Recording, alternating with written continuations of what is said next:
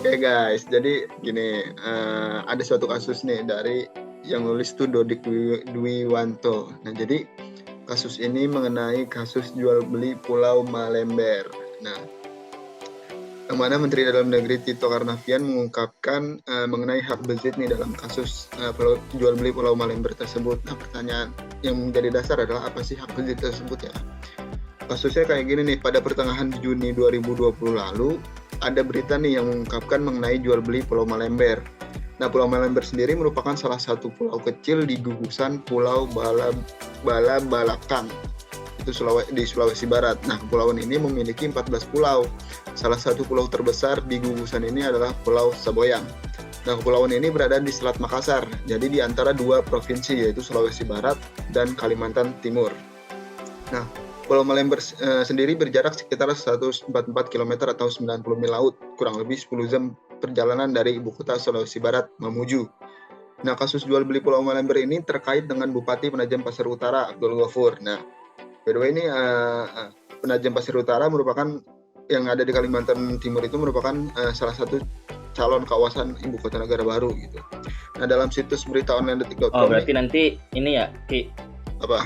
IKN juga ke sini nih, Pulau Malember juga termasuk IKN nih. Nah, ya sebetulnya gitu, karena berkaitan dengan Bupati Penajam Pasir Utara nih, si Abdul Ghafur Masud itu. Nah, menurut berita detik.com nih, pernyataan Menteri Dalam Negeri Tito Karnavian mengenai kasus jual beli tersebut gitu kan. Si Mendagri menyatakan bahwa pihak yang membeli, yang bakal calon pembeli lah gitu ibaratnya, tuh baru bernegosiasi dengan penduduk yang ada di pulau tersebut gitu. Nah, ternyata setelah ditelisik, pembeli belum melakukan negosiasi dengan pemilik pulau tersebut, yang mana pemerintah daerah kan, yang posisinya tuh sebagai engineer gitu kan. Nah, hal tersebut tuh mendukung lah, mengargumen pendukung gitu dari mantan Kapolri tersebut, yang mana dia ngomong kalau posisi saat ini tuh sepertinya si calon pembeli baru berkomunikasi transaksi dengan visitor, bukan engineer sebagai pemilik dari pulau tersebut lah, yang dalam hal ini pemerintah itu. Nah, yang menjadi pokok topik utama pembahasan kita berdiskusi kali ini adalah siapa sih yang dimaksud Tito Karnavian dengan visitor tersebut gitu kan, dalam kasus jual beli Pulau Malember tersebut. Dari pernyataan yang posisi saat ini, pernyataan beliau yang pokoknya tuh kayak gini nih, posisi saat ini tuh seperti itu artinya baru berkomunikasi transaksi dengan visitor, bukan engineer gitu kata Tito. Nah, pertanyaan yang mendasar adalah siapa sih yang dimaksud Tito Karnavian dengan visitor dalam kasus jual beli Pulau Malember tersebut? Nah, itu yang kita diskusiin. Kira-kira gimana? Ada tanggapan teman-teman?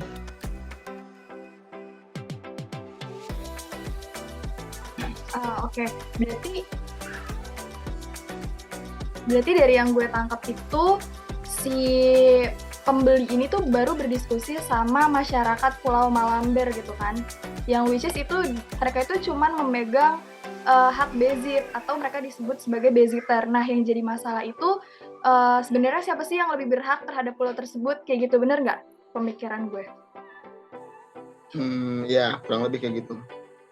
Iya, karena kan statusnya di sini berarti ada dua kubu nih. Yang satu pemerintah itu sebagai pemegang hak eigendom, sementara si masyarakat itu sebagai pemegang hak bezit gitu. Jadi ini tuh ibaratnya pertentangan, atau siapa nih yang derajatnya lebih tinggi antara si yang pemegang hak eigendom atau pemegang hak bezit, kayak gitu ya berarti. Oke, berarti dari pernyataan Tito sendiri yang dimaksud bezitter tuh, kalau yang gue tangkap si masyarakat. Oke. Iya, masyarakat. Karena dia tadi sempat kalau dari tadi yang Rifki bilang itu sempat ada mention nih kalau si masyarakat ini sebagai pemegang hak bezit, which is mereka adalah bezitternya.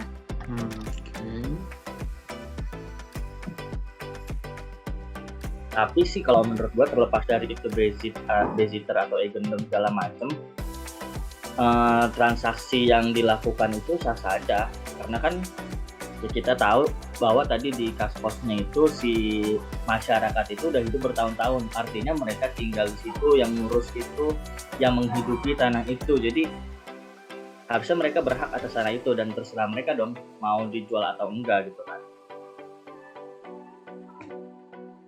Nah, terus juga kan di fungsi justisialnya bahwa Bezitter itu memiliki fungsi melindungi keadaan tanpa mempersoalkan siapa yang sebenarnya mempunyai. Nah kan sama pemerintah tuh tanah nggak pernah diapa-apain, tapi masyarakat itu sendiri yang aktif mengelola, hidup di situ, tinggal di situ, menghidupkan lahan tersebut, tanah tersebut. Jadi menurut gue sih transaksinya juga sah-sah aja gitu, nggak ada yang salah. Berarti kalau misalkan si calon pembeli ini baru komunikasi sama si Bezitter tersebut, dalam hal ini misalkan terjadi kesepakatan, berarti menurut lu bakal tetap terjadi atau terlaksana jual beli gitu ya? Iya, kalau menurut gue gitu, karena balik lagi Bezitter kan meskipun seolah-olah menjadi pemiliknya, ya hak menguasai yang seolah-olah menjadi pemiliknya, tapi balik lagi ada fungsi justisial yang melindungi Bezitter tersebut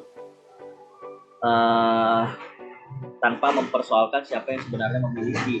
Bahwa orang pemerintahnya aja kan nggak ngebiarin tanah itu gitu, ngebiarin lahan tersebut, ngebiarin pulau tersebut. Jadi full diserahkan kepada masyarakat tersebut untuk mengelola gitu kan.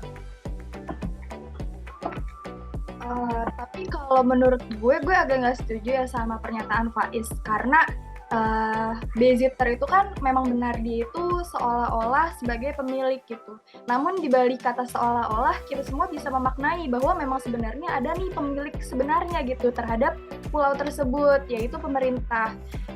Terus kalau misalkan kita lihat juga nih di dalam ketentuan pasal 570 sampai 624 KUH Perdata, di situ ngejelasin tentang hak milik. Jadi sebenarnya hak milik sama hak eigendom itu sama ya kalau sepengetahuan gue. Jadi zaman dulu itu disebutnya sebagai hak eigendom, cuma setelah diadopsi hak eigendom itu setara sama hak milik. Nah, kalau misalkan dengar pernyataan Faiz seolah-olah dia memiliki tanah tersebut, berarti ada dong pemilik sebenarnya gitu, karena dia si masyarakat ini hanya seolah-olah pemiliknya gitu. Balik lagi, jadi sebenarnya kita bisa lihat kekuatan dari bukti kepemilikan atas pulau tersebut itu masih sah dipunyain sama pemerintah, bukan sama masyarakat si 5 kepala keluarga tadi gitu. Jadi kalau menurut gue yang lebih berhak melaksanakan transaksi jual beli di sini adalah pemegang hak eigendom, bukan pemegang hak bezit. Itu kalau menurut Rifki gimana?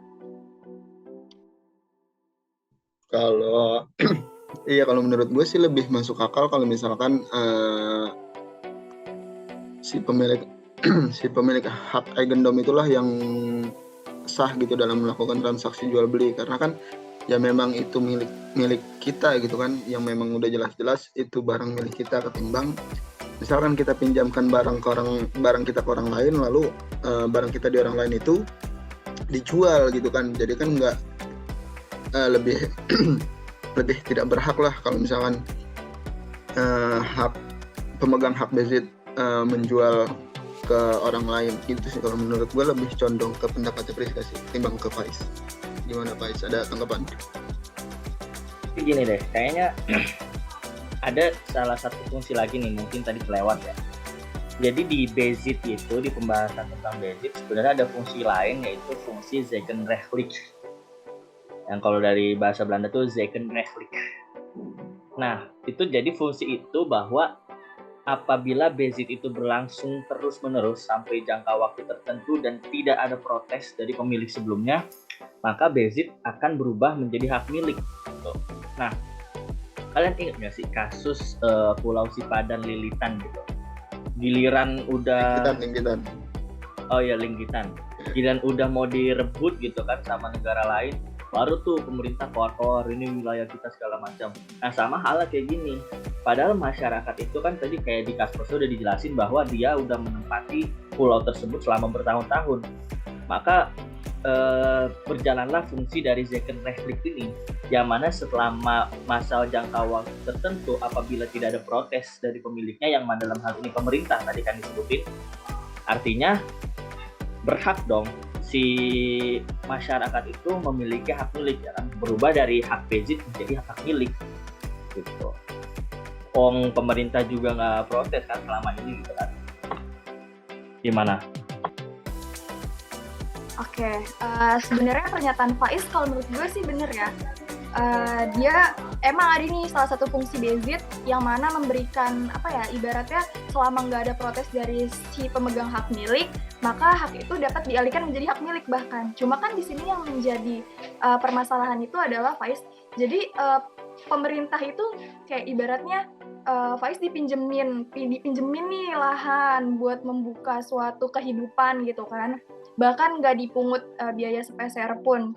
Lalu ketika ada pihak lain yang mau membeli tanah tersebut, Faiz dengan sukarela mengizinkan tanah tersebut untuk dibeli. Padahal si pemilik tanah tersebut aja tidak menghendaki gitu, atau belum menghendaki adanya jual beli. Sementara di sini kan Faiz itu hanya sebagai pemegang hak untuk menikmati dari lahan tersebut gitu kan. Nah, memang secara eksplisit tidak ada protes langsung dari pemerintah untuk menarik pulau tersebut ya. Jadi kayak nggak boleh dihuni. Tapi dari niat baik pemerintah itu sendiri, kalau misalkan kita bisa lihat di Undang-Undang Dasar juga kan, selama tanah tersebut digunakan untuk kemaslahatan masyarakat, maka itu dijamin oleh negara gitu. Sementara di sini pemerintah itu adalah bagian dari negara. Jadi pemerintah ibaratnya sudah menyediakan tanah yang bisa digunakan untuk kemaslahatan bersama, tapi justru malah dianggap itu sebagai milik masyarakat dan dikehendaki untuk dijual. Kan agaknya kurang etis, dalam hal moral juga kurang gitu kan.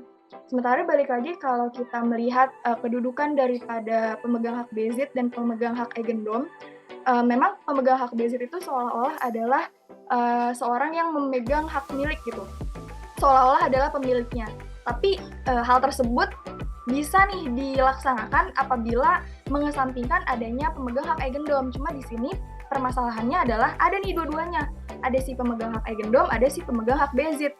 Jadi tetap aja si pemegang hak bezit yang seolah-olah adalah pemilik masih kalah dong dengan seseorang yang memang benar-benar adalah pemiliknya gitu kan. Karena yang seolah-olah tadi itu masih kayak semu lah istilahnya, pemilik semu dari suatu objek barang tersebut kayak gitu. Berarti dalam hal ini hak eigendom itu berarti kan mirip atau misalkan sama dengan hak milik. Nah, kalau misalkan gue boleh tahu nih, hak tertinggi dalam hak-hak menguasai itu ada di mana sih? Oke, jadi sebenarnya kalau teman-teman lihat juga pengaturan tentang hak bezit sama hak eigendom itu sama-sama diatur di dalam KUH Perdata. Kalau hak bezit itu diatur dari pasal 529 sampai pasal 537 KUH Perdata. Itu di situ dijelasin jelas ada fungsi-fungsi bezit, pengertian bezit dan segala macam. Kalau hak eigendom itu diatur di dalam pasal 570 sampai 624 KUH Perdata. Nah, dari kalau teman-teman bisa baca juga dari kedua pemisahan dasar hukum tersebut, kita sama-sama bisa lihat nih ada suatu kesimpulan bahwasanya pada bezit seseorang yang menguasai suatu benda itu belum tentu adalah pemiliknya, balik lagi, jadi hanya sebagai seolah-olah pemiliknya. Nah, namun dalam pandangan masyarakat nih biasanya, karena kita balik lagi ke kasus itu kan, masyarakat menganggap bahwa tanah tersebut adalah milik mereka gitu, sehingga mereka punya hak untuk menjual atau tidak menjual dari pulau tersebut.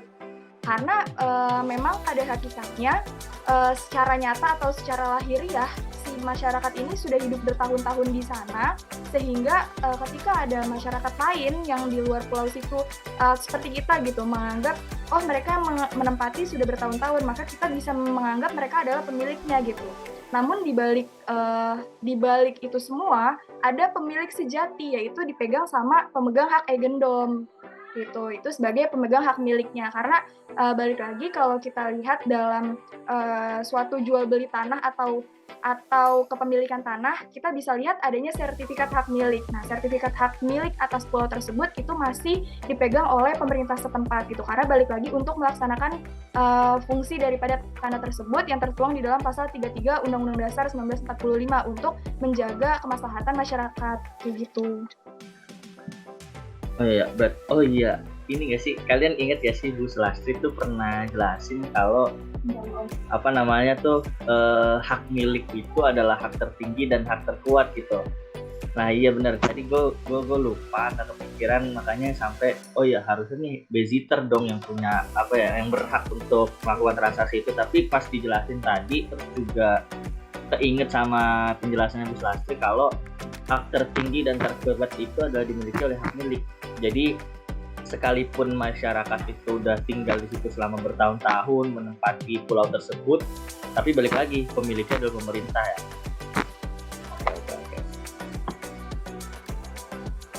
Oke, berarti clear ya, kita sama-sama sependapat bahwa yang lebih berhak terhadap proses jual beli atas pulau tersebut tetap dipegang sama pemegang hak eigendom atau pemerintah dalam hal ini.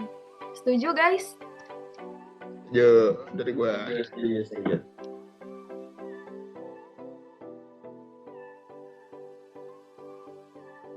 Oke, jadi berdasarkan hasil diskusi kita tadi, kita bisa sama-sama nyimpulin ya berarti mengenai hak BZ sendiri, dasar hukumnya itu diatur di dalam pasal 529 sampai pasal 537 KUH Perdata yang membahas mengenai sifat-sifat BZ dan benda-benda yang dapat menjadi objek BZ.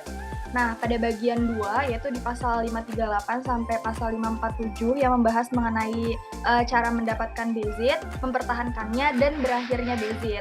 Adapun pada bagian 3 itu membahas mengenai hak-hak yang timbul karena BZ, tepatnya di pasal 548 sampai pasal 568. Pengertian BZ sendiri itu kita sama-sama bisa lihat di dalam pasal 529 KUH Perdata yang menyebutkan bahwa BZ merupakan suatu kedudukan seseorang yang menguasai suatu kebendaan baik dengan diri sendiri maupun dengan perantara orang lain dan yang mempertahankan atau menikmatinya selaku orang yang memiliki kebendaan itu.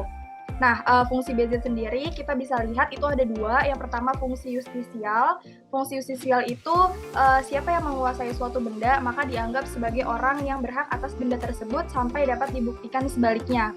Hal ini diatur di dalam pasal 1977 ayat 1 KUH Perdata yang mana dengan adanya peraturan hukum ini dapat melindungi keadaan tanpa mempersoalkan siapa yang sebenarnya mempunyai hak milik atas benda tersebut. Siapa yang penguasaannya atau kita kenal BZ itu maka terganggu, berhak mengajukan gugatan melalui pengadilan negeri. Yang mana diatur di dalam pasal 550 KUH Perdata mengenai syarat-syarat untuk menggugat karena adanya gangguan penguasaan. Yang pertama itu karena penggugat harus orang yang menguasai atau membezit benda, dan yang kedua harus ada gangguan dari pihak lain. Nah, yang kedua itu adalah fungsi zakan rechtelig, yaitu apabila BZ berlangsung terus selama jangka waktu tertentu dan tidak ada protes dari pemilik sebelumnya, maka BZ akan berubah menjadi hak milik. Pada keadaan ini kemudian dikenal dengan lembaga verjaring. Namun fungsi ini hanya berlaku pada burgerlijk BZ saja. Nah, yang dimaksud dengan burgerlijk BZ ini adalah suatu BZ yang mana si pemegang BZ ini memegang kehendak untuk mempunyai barang itu bagi dirinya sendiri. Kira-kira kalau dari BZ sendiri bisa disimpulkan bahwa BZ itu merupakan seseorang yang menguasai suatu benda, belum tentu adalah pemiliknya yang sejati. Yang mana dalam pandangan masyarakat sendiri, ia menganggap bahwa sebagai pemiliknya karena secara nyata dan lahiriah nampak orang yang bersangkutan ini menguasai benda itu sepanjang seseorang pemilik tanpa memperhatikan apakah keadaan menguasai itu sesuai atau tidak dengan keadaan yuridisnya. Kira-kira kalau BZ kayak gitu. Oke, lalu setelah itu kita ke hak eigendom yang mana dasar hukumnya diatur dalam bab 3 pasal 570 sampai dengan 624 KUH Perdata. Dalam pasal 570 KUH Perdata menerangkan bahwa hak milik adalah hak untuk menikmati kegunaan suatu kebendaan dengan leluasa dan untuk berbuat bebas terhadap kebendaan itu dengan kedaulatan sepenuhnya, sepanjang tidak bertentangan dengan peraturan perundang-undangan yang berlaku dan tidak mengganggu hak-hak orang lain, dengan tidak mengurangi kemungkinan akan adanya pencabutan hak tersebut demi kepentingan umum berdasarkan atas ketentuan undang-undang dengan disertai pembayaran ganti rugi. Pengertiannya sendiri sesuai dengan ketentuan pasal 570 KUH Perdata. Yang dimaksud dengan hak eigendom adalah hak untuk dengan bebas menggunakan atau menikmati suatu benda sepenuh-penuhnya dan untuk menguasai seluas-luasnya asal saja tidak bertentangan dengan undang-undang atau peraturan-peraturan umum yang berlaku. Dalam pasal 570 KUH Perdata ditetapkan dengan tegas bahwa hak eigendom adalah hak kebendaan, Zekelighrecht, yang artinya bahwa orang yang mempunyai hak eigendom itu mempunyai wewenang unik. Yang pertama, menggunakan atau menikmati benda itu dengan bebas dan sepenuh-penuhnya. Lalu yang kedua, menguasai benda itu dengan seluas-luasnya. Oke teman-teman, jadi udah jelas nih ya perbedaan dari hak eigendom sama hak bezit. Yang mana yang tadi udah dijelasin dan sudah diperdebatkan nih awalnya, bahwa hak bezit itu adalah hak menguasai benda yang seakan-akan menjadi pemiliknya, sedangkan hak eigendom adalah menguasai benda yang memang miliknya gitu atau hak milik. Nah, balik lagi bahwa bezit itu diatur dalam pasal 529 dan 537, sedangkan hak eigendom diatur dalam pasal 570 dan sampai dengan pasal 624 KUH Perdata. Nah, ini ada menjadi pembeda di pasal 570 bahwa pasal itu berbunyi yang mana hak eigendom adalah hak kebendaan, bahwa orang mempunyai hak eigendom itu mempunyai wewenang untuk menggunakan atau menikmati benda itu dengan bebas dan sepenuh-penuhnya. Yang kedua, menguasai benda itu dengan seluas-luasnya.